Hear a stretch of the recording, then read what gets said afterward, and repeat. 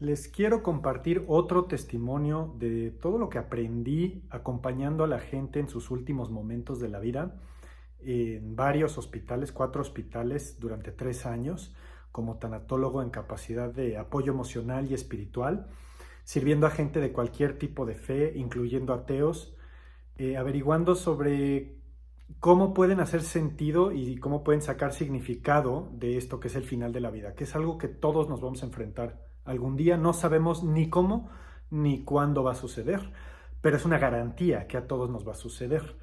Y ahora tengo una lista de cositas para que no esté por todos lados. Voy a hablar desde aceptación de la muerte, eh, los diferentes tipos de aceptación que tiene la gente, ya sea meses, semanas, horas o minutos antes de fallecer, incluyendo los familiares, no nada más el que lo está viviendo. Cómo diferentes personas tienen diferentes teologías personales, creencias de qué es la trascendencia, de si hay o no hay un Dios que los está castigando o no. La mayoría de la gente cree que Dios los está castigando y pues es muy cliché, es muy triste porque es muy cliché escuchar el 80% de las personas decir, ¿qué hice para merecer esto? Cuando nadie merece ni sufrir ni morir, pero pues es parte de la vida, es natural, ¿no? Les voy a contar de unas técnicas que hago también, que empleaba y que empleo al estar cuidando de la gente que viene del budismo. Una es el Tonglen, que es el quitarles el sufrimiento a través de la respiración. El otro es el Powa, que es la práctica de transferir la conciencia hacia la trascendencia según el budismo. Ahora sí, yo respetaba absolutamente las creencias de cada persona. Si el 80% de los pacientes eran católicos, se le hablaba a un cura y el cura les hacía los santos óleos. No, yo no llegaba a convertir a nadie al budismo. De hecho, el budismo no habla de Dios, habla sobre el sufrimiento y la naturaleza de la mente. Entonces yo como budista servía a gente de todas las fes, incluyendo a los ateos, a través de crear un significado, hacer significado de estos últimos momentos, que como dije es garantía que lo vamos a vivir. No sabemos ni cómo ni cuándo nos va a tocar, pero de que a todos nos va a tocar, a todos nos va a tocar. Les quiero contar de algunos milagros que vi, también muchos milagros a la hora ya sea de orar, de rezar, que también les voy a decir cómo rezo siendo budista, o cómo logré adoptar esta práctica que no es de mi religión, pero que sí hay orar en el budismo, es un poco distinto, y cómo lo logré mezclar de una manera que pueda honrar el momento que estábamos viviendo y a la vez invocar esa presencia sanadora, trascendental. Eh, pues sí, la muerte no tiene significado, ¿no? El significado es el que le damos nosotros y cada quien le puede dar un significado muy personal, pero empecemos con esto de la aceptación de la muerte. Básicamente, perdón que lo simplifique de esta manera, pero básicamente hay de dos sopas. Está la gente que acepta que ya llegó la hora y está la gente que no lo puede aceptar. Es así de sencillo, suena súper obvio y créanlo o no, la mayoría de la gente cuando ya les dicen es un hecho, ¿no? Ya no es incertidumbre, pero es un hecho que ya se te acabó el tiempo o se te está acabando el tiempo, la mayoría de la gente sí entra a una aceptación. Los que tienen familiaridad con la bondad, lo que yo llamaría bondad, que muchos pueden llamar Dios, ¿no? Porque es una bondad fundamental, no es bueno condicionado, es un bueno incondicional, que la vida en sí es buena, como un animalito, hay bondad sin razón, ¿no? La gente que tiene familiaridad con esa bondad incondicional acepta muy rápidamente y no hay miedo. La mayoría de las preocupaciones de la gente cuando ya les dan esa noticia es mis familiares, que si van a estar bien los de mi familia, que si van a estar bien cuidados, se sienten responsables por los demás. Y esa gente, la aceptación les llega así y se van fácilmente. Y luego hay gente que sí lucha con el miedo, ¿cómo no? Pero son menos personas de las que creemos, los que están resistiendo, que nos tienen miedo pues de qué habrá del otro lado, si habrá un otro lado, ¿no?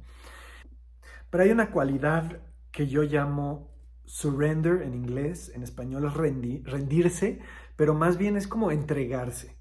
Y sí había, vaya, acompañé a gente a veces meses antes de que fallecieran, y luego semanas, y luego días, o sea, yo los visitaba Y les pregunta, parte de mi trabajo era preguntarles sobre sus creencias espirituales y qué significado le están dando a ellos. No era de yo intentar darle mi significado, sino que ellos me compartieran. Si ellos tenían mucha creencia religiosa, yo les preguntaba dentro del marco religioso que ellos llevaban. O sea, si ellos me hablaban de Jesús y de sus pecados, digamos, yo entrando a este trabajo, pues yo no creía en el pecado, ¿no? Yo no creía en que la creencia del pecado fuera algo útil. Pero hay gente para la cual, y ya me incluyo yo también, que dicen, bueno, todos somos pecadores y que de eso no es algo que me condena, sino que es algo que me puede redimir, ¿no? Entonces es muy importante respetar la creencia de cada persona. Aunque te digan, en mi video pasado me criticaron algunos que estaba yo en contra de la religión católica, para nada. Cuando dije que me da pereza que alguien se identifique con su religión, y me incluyo, decir yo soy budista, no significa nada decir yo soy budista o yo soy católico. Prefiero que me hables de Cristo, que me hables de cómo Cristo afecta tu vida, la manera en la que te comportas, tus creencias, a que me des una respuesta de cajón, ¿no? Yo pertenezco a este grupo. Pues sí, pero en este momento tu individualismo está sufriendo de una manera muy particular. Tolstoy, en el libro de Ana Karenina, perdón que meta esto, pero es relevante. Al principio del libro, el libro comienza, dice, todas las familias felices son iguales, pero todas las familias infelices son infelices en una manera muy particular, en su propia manera única. Y es que eso habla de nuestra naturaleza humana, de nuestro sufrimiento humano, que la felicidad se ve muy igual para la mayoría de la gente, pero cuando sufrimos, nuestro sufrimiento es único. Y nadie lo puede entender, o así lo entendemos nosotros, ¿no? Cuando lo estamos viviendo. Yo que estuve enfermo un par de noches ahorita, sí, cuando estás convaleciente y te duele algo, dolor, nadie te va a entender, porque nadie puede llegar a sacarte ese dolor. La práctica que me llevó a hacer este tipo de trabajo y la que yo practicaba con la gente ahí enfrente era el Tonglen, que es cuando te visualizas como una vacuidad luminosa, como el Buda, la esencia, que es la esencia de todos, y ves el sufrimiento como algo condicional, impermanente, ilusorio. Y estás trabajando con tu sufrimiento. Realmente no tenemos la capacidad de interactuar con el sufrimiento de alguien más. Cada quien, digamos, es responsable de su propia mente, ¿no?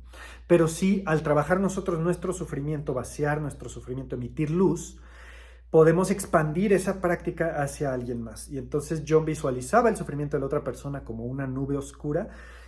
Intentaba yo limpiarlo como una máquina de diálisis humano, ¿no? Eso es lo que me mantenía presente y también me mantenía sabiendo cómo responder, porque se refiere a esta práctica también como el intercambio entre uno y otro. Entonces yo me ponía literal en sus zapatos, me intentaba mentalmente poner en los zapatos de alguien que ya tenía mucho dolor o sufrimiento o estaba en duelo de perder alguna habilidad, como ya no puedo caminar, ya perdió la vida significado si no puedo caminar o no puedo ya hablar, ¿no? O sea, había con los que me comunicaba por escrito, o había uno con esclerosis múltiple que me hablaba con su máquina tipo la de Stephen Hawking, que con el ojo tecleaba y me hablaba la máquina. Era impresionante y el cuate diseñaba con el ojo, diseñaba playeras, y lo acompañaba yo mucho, me hablaba él de sus creencias y con tener a alguien ahí que lo escuchara,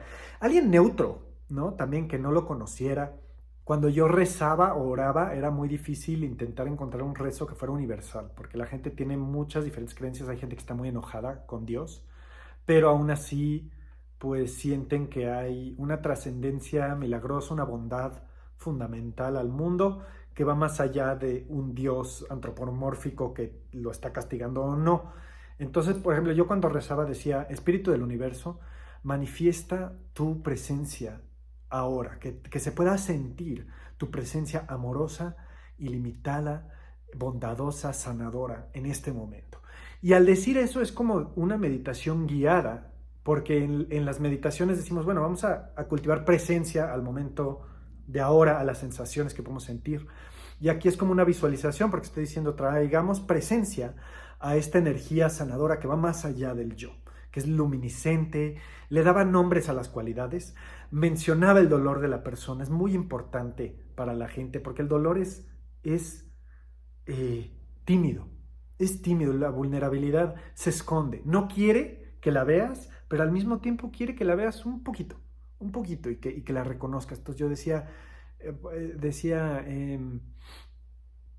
fuerzas celestiales, tráiganle la sanación a esta persona que tanto necesite, tráiganle sabiduría al equipo médico, bendigan el espacio. Y son palabras, quizás son nada más palabras, pero nuestros pensamientos y nuestra energía está muy dictada por estas palabras y estos conceptos. Entonces, así como hablaba de la diálisis humana, energética, eso es lo que estamos practicando al cultivar quietud, presencia, permitir, ¿no? O sea, que si la otra persona de pronto me decía, me quiero morir, que no asumía yo que me está hablando de desvivirse, ¿no? De quitarse la vida, sino que es algo muy humano. Cuando estamos sufriendo, decir, ya no quiero, ¿no? Y que no necesariamente va a lo patológico. A veces sí, a veces tenía yo que evaluar si eso es lo que estaba sucediendo y trabajaba también a veces en el psiquiátrico, entonces me tocaba también hablar con gente que veía entidades y yo era quizás la única persona del equipo médico que no les va a decir esas entidades no son reales, que le va a validar esta creencia que tú tienes y decir cómo puedo trabajar con esta creencia hacia un lugar de sanidad, de aterrizar en el planeta Tierra sin faltarle el respeto o la honra a esto que estás viendo, porque yo quién soy para decir que no estás viendo al arcángel Metatron, por decir, ¿no? Me tocaron varios milagritos, por ejemplo, varias veces oraba yo y yo decía, Dios, si ellos usaban la palabra Dios, yo usaba la palabra Dios, ¿no?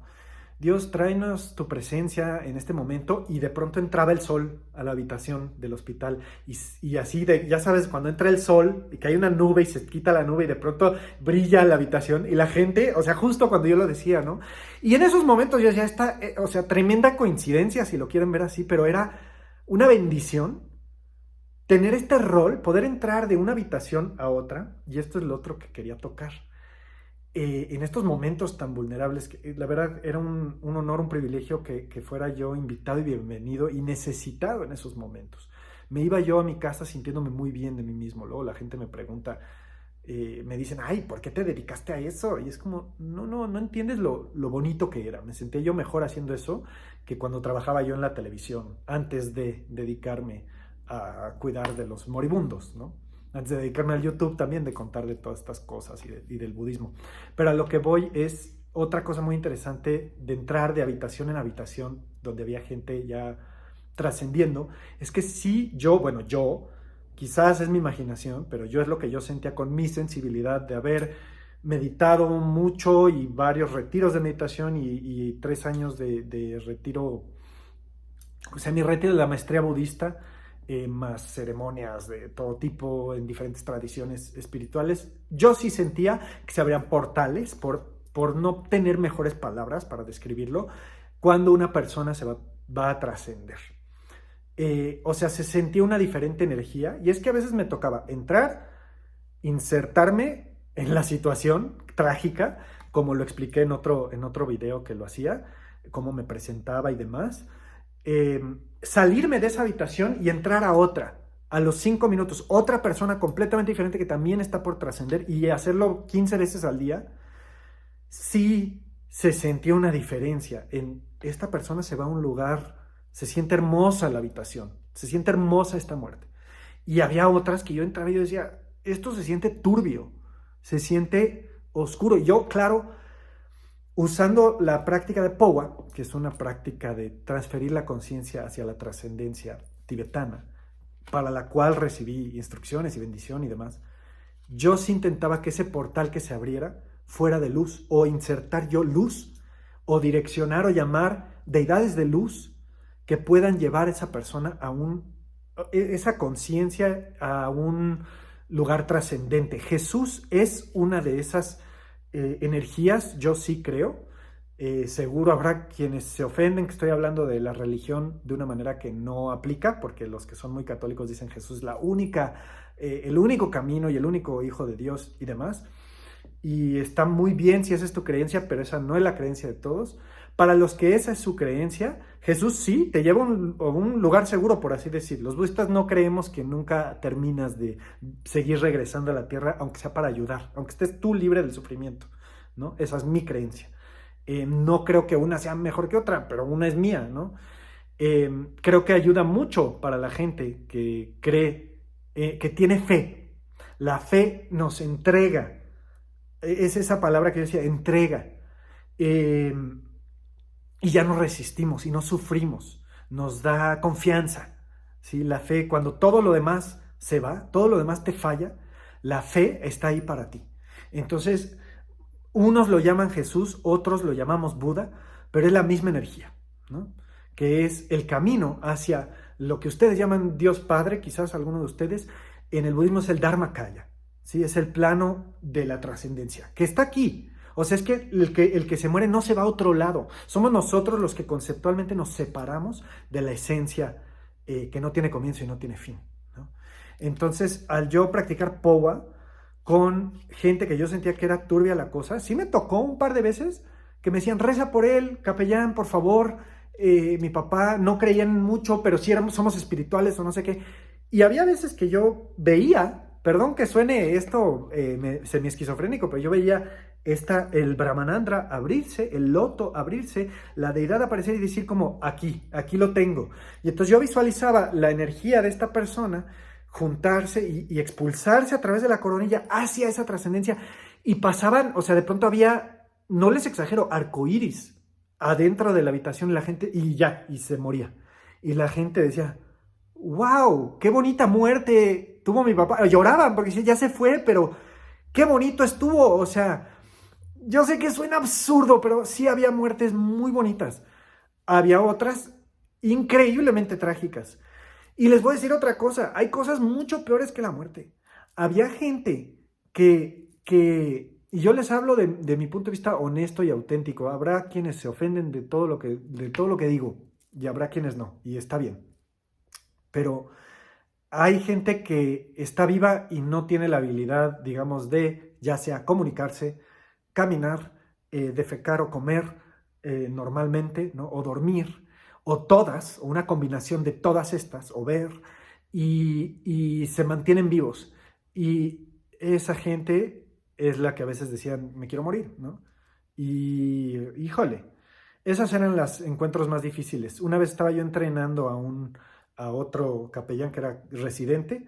Yo también pasé por un año de residencia, pero ya cuando era yo más, un rango más alto, digamos, me acuerdo una paciente que estaba gritando que se quería morir y el otro ya se incomodó tanto que ya se quería ir de la habitación. Y yo en mi mente dije, ¿a dónde vas? A esto vinimos, por esto entrenaste, ¿no? A estar aquí acompañando a esta señora con esta crisis. ¿Y ya te quieres ir? Porque ya te caló la crisis. Sí, tomó mucho tiempo cultivar, lo voy a llamar cultivar callo de poder estar quieto y presente con emociones tan intensas y ser en inglés es beacon, es un faro de calma. Eso es lo que a veces la gente necesita, no que juzgues, que critiques, ni siquiera que los ayudes a formar significado, que seas un corazón con oídos, sin juicio, imparcial, que digas, va a estar bien. Eso, a veces eso es lo único que necesitamos, que yo a veces les decía a los pacientes, yo sé que ahorita nada va a estar bien y ya te dijeron que te vas a petatear en uno de estos, en cualquier momento, pero a veces lo que más queremos es que alguien nos diga, todo va a estar bien. Y les decía, ¿quieres que te diga eso? Que te reafirme que todo va a estar bien. Y ya les podía yo a veces hablar del espíritu trascendente o de la naturaleza de la mente, nuestra esencia que no nació, que no va a morir, porque es una esencia que no tiene comienzo. Nuestras memorias tienen un comienzo, pero lo que es la esencia del amor, de la conciencia, la mente, pues no tiene comienzo, realmente. El universo no me ha enseñado la experiencia a mí de que no exista nada. Me ha enseñado que un día desperté. Y entonces eso es lo que me llevo, que algún día, aunque un día esto se duerma y ya no vuelva a ver yo a Daniel y a todo lo que es Daniel y la vida de Daniel, voy a volver a despertar porque ya lo hice una vez, ¿no? Despiertas de la nada espontáneamente en circunstancias y tienes algo que llamas un yo, colecciones de colores, sonidos, luces, demás que llamas un yo. Muchas gracias por mirar mi debraye, mi compartir de experiencias trascendentales hacia la trascendencia de la gente en los hospitales. Por favor, cualquier comentario es bienvenido, aunque me estén criticando por mis creencias teológicas o por mis prácticas a la hora de cuidados espirituales y emocionales. La verdad estoy abierto porque quiero compartir esto porque hay gente que sí le interesa mucho saber cómo es algo que todos vamos a vivir. Los yogis de antaño meditaban en los quemaderos, ¿no? En el Ganges, donde la gente nacía y moría. Y los maestros les decían, ve y medita donde la gente nace y muere. Entonces, por eso me fui a los hospitales un rato para que mi meditación adoptara una crudeza, una realidad que me diera más sabiduría de cómo hablar con la gente que está sufriendo en el extremo y cómo conocer ese sufrimiento dentro de mí también, ¿no? Para poder emitir esta calma, ¿no? Que no hay nada que lograr y eso le da coraje al ego. Denle suscribir para que nos sigamos viendo y que todos los seres sean libres del sufrimiento.